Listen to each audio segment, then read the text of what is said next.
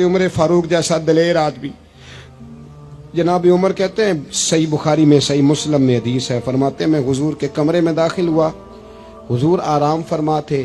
اللہ کے رسول جب اٹھے نا میرے لیے کہ عمر آیا ہے، محبوب عزت دیا کرتے تھے نا، کہتے ہیں حضور جب اٹھے تو موٹے بان کی چارپائی تھی نبی پاک کی، موٹے بان کی، اور فرماتے ہیں حضور کی کمر پر موٹے موٹے نشان بنے ہوئے تھے.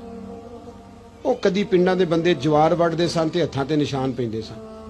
اب تو نہیں نہ پڑتے، لیکن آپ کسی کو چھیڑ کے دیکھ لیں ساری دنیا دکھی ملے گی آپ کو.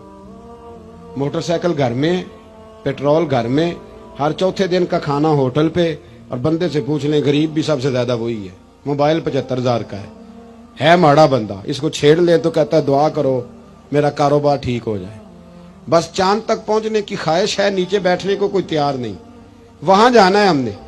حضرت عمر فرماتے ہیں حضور کی کمر مبارک پر موٹے موٹے باندھ کے نشان میں نے دیکھے تو میں رو پڑا. دلیر آدمی تھے پر رو پڑا. عرض کی یا رسول اللہ صلی اللہ علیہ وسلم کیسر و کسرا کے بادشاہ موجیں کر رہے ہیں اور آپ اللہ کے نبی ہو کے اس تکلیف میں.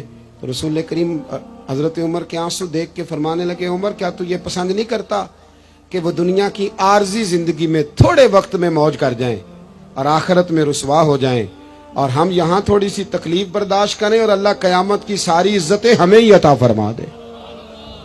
آج تو لوگ جنت کا سوال ہی نہیں کرتے. میرا نعت خان میرا وائز کہتا ہے اور تو کیڑی جنت دیاں گلاں کرنا ہے. میں کہ او دیاں جدیاں اللہ قرآن وچ کیتیاں، اسی جنت کی جس کی نبی پاک نے باتیں کی ہیں. آپ بتاؤ آپ نے جنت کے علاوہ کہاں جانا ہے؟